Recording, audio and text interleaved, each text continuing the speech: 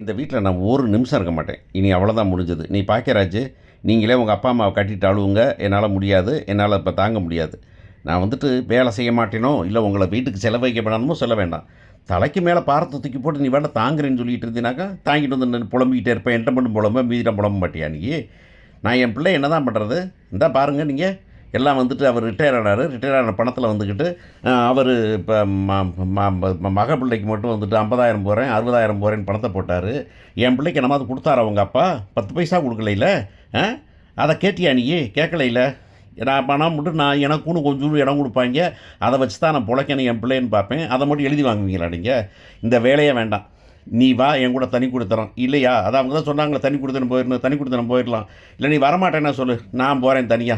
நான் போய் இருந்துக்கிறேன். நீ உங்க வீட்ல இருக்க கடமையெல்லாம் முடிச்சுட்டு மெதுவா எப்போ முடியுதோ அப்போ வந்து சேரு. நான் போய் என் பிள்ளைய வச்சு பார்த்துக்கிறேன். அப்படின்ட்டு அந்த பொண்ணு பொட்டிய தூக்கிட்டு, சட்டிய தூக்கிட்டு, பொண்ணையும் தூக்கிட்டு கிளம்பணும் மலரு அப்படிங்கிறது தான் அடுத்து நடக்க வேண்டிய சமாச்சாரமா இருக்கணும் அப்படின்னு நம்புறோம் நம்ம.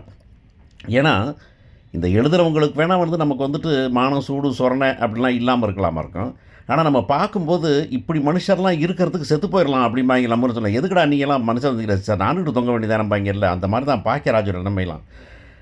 இந்த மாரி நெறைய பாக்கியராஜ் இருக்காங்க அப்படிங்கிறது உண்ம. இந்த மாதிரி பேரண்ட்ஸும் கொஞ்சம் பேர் இருக்காங்கங்கிறதும் உண்ம அப்படிங்கிறது தான்.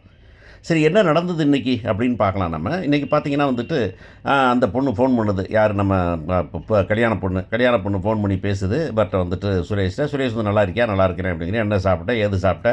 மழை பெய்யுதாங்கிற" மாரி கேள்வியெல்லாம் கேட்டுட்டு, அப்புறம் மெதுவா வந்துட்டு "எங்க வீட்டுக்கு சொந்தக்காரங்க வந்திருந்தாங்க" அப்படின்னு அந்த பொண்ணு சொல்லுது. அந்த பொண்ணு எவ்வளவு விவரமா இருக்குது அப்படிங்கிறத முன்னுக்கே சொல்றாய்ங்க.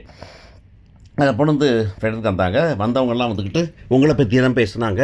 அப்புறம் உங்களுக்கு வேலை இல்லைங்கிறதையும் சொல்றாங்க. "கல்யாணம் முடிக்கிறப்ப வேலை இல்லாம இருக்குமா?" அப்படின்னு கேட்குறாங்க அப்படின்னு. பரவாயில்லடா பொண்ணு, புத்திசாலித்தனமா இருக்குது அப்படிங்கிறது நமக்கு தெரியுது. உடனே இல்ல அதெல்லாம் கிடைச்சிடும். கல்யாணத்துக்கு முன்னாடி வேலை கிடைச்சிரும்ல? வேலை கிடைச்சுன்னு சொன்னாங்கல்லன்னு. அதெல்லாம் கிடைச்சிரும் அப்படிங்கிறாங்க. அப்படியா? சரி கிடைச்சிரும் கட்டாயம் கிடைச்சிரும் தானே எல்லாருக்கும் அப்படின்னு சொல்லிட்டு, சரி அடுத்து அப்படின்னு தொடங்குறேன். தொடங்காட்டி முடிச்சிருச்சு. என்ன விஷயம் தெரியுமா? அந்த பிள்ளைக்கு இவரோட வேலை முக்கியம் அப்படிங்கிறது தான். ஆனா உண்மதான்.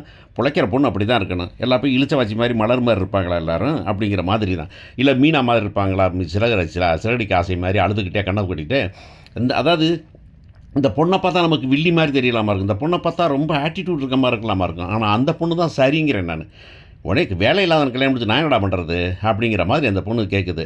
இவனுக்கே தெரியுது, ஆஹா! அந்த பொண்ணு கேட்க வந்தது, "நீ நல்லா இருக்கியா? சாப்பிடுறியா? தூங்குறியா? வேலை இல்லாம கவலையா இருக்கியான்னு கவலைய விட, உனக்கு வேலை கிடைச்சிருமா கல்யாணத்துக்கு முன்னாடி? எனக்கு அது முக்கியம்." அப்படிங்கிறத வந்துட்டு தப்பே இல்ல அப்படின்னு தான் நான் சொல்லுவேன் நானு. அதான் புத்திசாலி பொழைக்கிறதுக்கு இந்த காலத்தில சரி அப்படிங்கிறது தான். உனக்கு வேலை இருக்குதா? ஓகே. நீ சம்பளம் வச்சுக்க. எனக்கு வேலை இருக்கா? நான் வேலை வாங்கி சம்பாதிச்சுக்கிறேன். நீ உன்னைய நம்பாத, நான் உன்னைய நம்ப வேண்டாம். ஆனா 2 பேரும் சந்தோஷமா வாழ்க்கைய நடத்தலாம். ஆனா வந்துகிட்டு, உன்னைய மட்டும் தான் வாழ்க்கையில நம்பி இருப்பேன்னு நினைக்காத. அதே மாரி இருந்துகிட்டு, நீ வெட்டித்தனமா சுத்துறத பார்த்து உன்னைய கல்யாணம் முடிச்சுக்க மாட்டேன் அப்படிங்கிறது நிஜமாவே நிச்சயமா நல்லா இருக்கு அப்படின்னு தான் நான் சொல்லுவேன். நீங்க டிஃபர் ஆகலாம் ஐடியால. உங்க டிஃபரன்ஸ் வந்துட்டு இட் மேக்ஸ் சென்ஸ் உங்களுக்கு உங்க பழக்கவழக்கத்தில. என்னைய பொறுத்தவரையில வந்து இப்படி தான் இருக்கு அப்படிங்கிறத சொல்லிக்கலாம். ஓகே. அப்புறம் என்ன ஆகுது? அந்த பொண்ணு வந்து சொல்லுது, இவன் சொல்றான் அந்த பொண்ணுட்ட பேச வரான் நம்ம மலர்ட்ட. மலர் பேசாம போகுது. "என்ன தேடி நான் ரொம்ப கன்ஃப்யூஸ்டா இருக்கேன். உன்ட்ட என்ன பேச சொல்ற நீயி?" அப்படின்ட்டு இப்பயும் சொல்லுது. "இங்க பாரு உன் பிரச்சனை வந்துக்கிட்டு உன் மாமன் தான். மாமன விட்டு விலகுனா உனக்கு சரியாகும்" அப்படின்னு சொல்லுது. ஆனா இப்பவும் அவன் கேட்க மாட்டேங்கிறான். "சரி போய் தூங்கி தொல போ" அப்படின்னு விரட்டி விட்டுருச்சு அந்த பிள்ளை அப்படிங்கிறது தான். அந்த பக்கம் பார்த்தீங்கன்னா, அவங்க வீடு மலர் மதி வீடு வெயிட் பண்ணிட்டு இருக்காங்க. அவர் வரலன்னு கடைசியில வராரு. வந்து "என்னப்பா ஆச்சு? என்னப்பா ஆச்சு?" அப்படின்னாக்கா, அவர் சொல்லிடுறாரு. "இல்ல என் வேலை போச்சு. இந்த 30,00,000 ரூபா கட்டணம் கட்டணும். அதனால 1 மாசம் 30,00,000 கட்ட சொல்றாரு. நான் வாழ்க்கைய வாழ்றதே இன்னும் 10 வருஷம் வேலை இருக்குது. அதுக்குள்ள அந்த கடன கட்டிடலாம். 2 பேத்தையும் கரை ஏத்திடலான்னு பார்த்தேன். 10 பைசா பிரயோஜனம் இல்ல" அப்படின்னா அந்த அம்மா சொல்லுது. "பெத்தவங்க பாவம் தான் பிள்ளைக்கு செய்யணும். கடைசியில பிள்ளை செய்ற பாவம் பெற்றோருக்கு வந்து சேருதே" அப்படிங்குது. ஆனா அந்த பொண்ணு சொல்லுது, "ஏப்பா நீங்க ஒண்ணும் கவலைப்படாதீங்கப்பா. அப்படிலாம் வேலைய விட்டு தூக்க முடியாது." அப்படின்னாக்க சின்ன பிள்ளை சொல்லுது, "ஏன்பா இதெல்லாம் கார்ப்பரேட் கம்பெனியா? பிரைவேட் கம்பெனி தானே" அப்படிங்குது. யாரா இருந்தாலும் 30 வருஷம் பார்த்த வேலைக்கு வந்து என்னமாவது இருக்கணும் தானே அப்படிங்கிறது ஒரு கொஸ்டின் இருக்கு. சரி எனிவே இதில வந்துட்டு என்ன பண்ண போறாங்க அப்படிங்கிறத வச்சிருக்காங்க. அந்த பொண்ணு சொல்லுது, "நீங்க வேலைய போ வேண்டாம்ப்பா. நான் பார்த்துக்கிறேன்ப்பா. உன் சம்பளத்தில என்ன பண்ணுவ?" அப்படின்னாக்க, "நான் பார்த்துக்கிறேன்ப்பா. நான் பண்ணுவேன்ப்பா" அப்படின்னு இந்த பொண்ணு தைரியமா சொல்லுது. ஆனா எவ்வளவு தூரம் ஃபீசிபிலிட்டி இருக்கு அப்படிங்கிறது நம்ம அடுத்த கொஸ்டினா இருக்கு. அப்புறம் இங்க பார்த்தீங்கன்னா, இவர் வராரு தங்கராஜ் வந்து பேசுறாரு. என்ன, அப்புறம் பத்திரிக்கைலாம் அடிச்சாச்சா? எவ்வளோ பேர் நம்ம வீட்ல வருவாங்க? 300 பேர் வருவாங்களா? சூப்பரா நடத்தணுமாம்மா, பத்திரிக்கை நான் சொன்ன மாதிரி தான். நீங்க சொன்ன மாரியே மாப்பிள, அப்படியே எழுதி புள்ளி மாத்தாம எழுது மாப்பிள அப்படின்னு. அட அடிமை சாசனம் எழுதி கொடுத்த பக்கி பயல்களா! உன் பொண்டாட்டி உன் மகள கூட அவன் ஒழுங்கா வச்சுக்கலடா. அடிமையா தான் நடத்திக்கிட்டு இருக்கான். அவனுக்கு என்னமோ ஆடுறீங்க நீங்க அப்படிங்கிற மாதிரி தான் இருக்குது. அப்புறம் மாமா கல்யாணம் வேணாம் சுரேஷ்கா இருக்கலாம், ஆனால் எல்லாரும் தங்கராசு விட்டு கல்யாணம் தான் சொல்லுவாங்க. ஒரு பிரச்சனை இல்லாமல் எல்லாம் அதெல்லாம் எல்லாம் பார்த்துக்கலாம்ல. அப்போ நாளைக்கு நகை எடுத்துடலாமா? என்னடா நகை எடுக்க போகிறீங்க, யாரா காசு வச்சுருக்கா அப்படிங்கிற மாதிரி தான் இருக்குது. அப்படின்ட்டு போயிடுறாரு. போன பிறகு வந்துட்டு இப்போ பாக்கியராஜ் பார்த்துக்க, எல்லாம் பண்ணிக்க, பணத்துக்கெல்லாம் ஏற்பாடு பண்ணிட்டியா? ஏற்பாடு பண்ணிடலாம்ப்பா அப்படிங்கிறான். இவன் உடனே வந்துட்டு இந்த பொண்ணு வந்துட்டு அதெல்லாம் ஏற்பாடு முடியுதுன்னு ஏன்னு கேட்க போகிறதுக்கு புரியாதா உங்களுக்கு? ஏன் இப்போ ஏற்பாடு பண்ண முடியாது? ஒத்தாலே எவ்வளோ தாங்குவார், எவ்வளோ கடன் தாங்குவார் அப்படின்னா, அந்த திருட்டு பையன், அந்த சுரேஷ் பையன், அவன் தான் லஞ்சம் வாங்குறவன். அவன் வந்துட்டு சரி நான் பார்த்துக்கிறேன் பாதி செலவை அப்படின்னு கூட சொல்ல மாட்டேங்கிறேன். அவன் என்ன பண்ணுறான்னாக்கா, அதில் வந்து வேலை இல்லை, வேலை இருந்தால் கூட என்ன வேலை 1 மாதம் தானடா வேலை இல்லை, அதில் பண்ண முடியும். ஏன் இவன் கடை வாங்கினா நீ கடை வாங்க முடியாதா? உனக்கே வேலை வந்துருந்து தானே உங்கள் மாமன் சொல்கிறேன், கடை வாங்க வேண்டியது தானே அப்படின்னாக்கா, அதெல்லாம் அவங்க அப்பா அம்மா கேட்க மாட்டாங்களாம். இந்த அப்பா அம்மாவுக்கெல்லாம் அப்புறம் திருப்பி அவர் சொன்ன மாதிரி தான் பாயாசம் தான் இவங்களுக்கெல்லாம் அப்படிங்கிற மாதிரி தான் அந்த பேரண்ட்ஸே இருக்கிறாங்க. சமைக்கிற பிள்ளை மலர் தாங்கிறத மறந்துகிட்டே இருக்கிறாங்க அப்படிங்கிற மாதிரி தான் இருக்குது. உடனே வந்துட்டு அதெல்லாம் முடியாது, நீ தான் பண்ணணும் அப்படிங்கிறாங்க. இந்த ப்ளஸில் முடியாதுன்னு. சரி காசு எங்கே போய் கடை வாங்குறது அப்படின்னா, கடையானதுக்கு வாங்கிட்டு அதான் உங்கள் அம்மா எழுதி கொடுத்தாங்கல்ல தான் விற்றுருங்கிறாங்க. என்ன கேவலமான ஈன ஜென்மம் இருந்தாள் அப்படின்னு. அந்த பிள்ளை பரவாயில்ல, முடியாது, அதே மாதிரி இடத்த விற்க மாட்டேன், யாருக்கும் கொடுக்க மாட்டேன், அது ஏன் இடங்குது. ஆனால் என்ன ராத்திரி போய் பாக்கியராசு வழக்கம் போல் காலில் விழுந்து கையில் விழுந்து அதையும் எழுதி விற்கிறதுக்கு பிளான் பண்ணிடுவான்னு நினைக்கிறேன். அந்த வீட்டு உறவே வேண்டாமா, ஆனால் அந்த இதை மட்டும் எழுதணுமாமா, நிலத்தை கொடுக்கணுமாமா.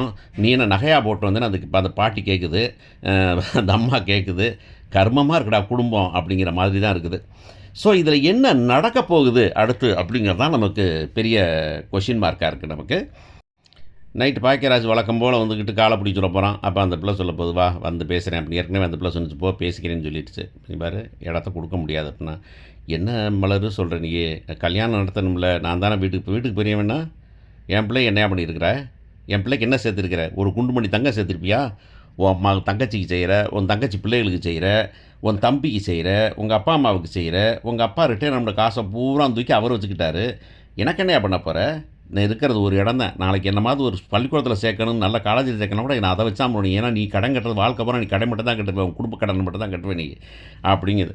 இல்லை நீ அதுக்கு எழுதியே கொடுத்தாகணும் அப்படின்னாக்கா. அடுத்த நாள் காலையில் எல்லோரும் உட்காந்து, மலர் காஃபி போடலையா அப்படிங்கும்போது சத்தத்தை காணோம். அம்மா அந்த ஏய் மலர் இன்னும் தூங்குறியா நீ அப்படின்னா சத்தத்தை காணோம். இங்கே மலரை காணோம் அப்படின்னு தேடிக்கிட்டு இருக்கும்போது உட்காந்து ஹாலில் உட்காந்துருக்கும்போது அந்த பொண்ணு ஜல்லுன்னு வருது. பிள்ளையை தூக்கி வச்சுக்கிட்டு ஒரு பேக்கை தூக்கிட்டு கிளம்பி வருது. என்ன அவசரம் அங்கே கிளம்பிட்ட நீ அப்படின்னா, சொல்லிட்டு வா போகலாம் அப்படின்னு மகள்கிட்ட சொல்லுது. நாங்கள் வர்றோம் அப்படின்னு அந்த பிள்ளை சொல்ல, உடனே பாக்கியராஜ் உள்ளாரந்து வரோம். எங்கே மலர் போகிறேன்னு? போதுங்க, நீங்கள் உங்கள் குடும்பத்தை கட்டிட்டு அழுவுங்க, நான் போய் என் பிள்ளையை வளர்க்கணும், நான் போய் பிள்ளையை பார்க்குறேன், இப்படியும் அழுதுட்டு உட்காந்துருக்க முடியாது அப்படின்னு கிளம்ப போகுது. அவன் தடுத்து நிறுத்த போகிறான். என்ன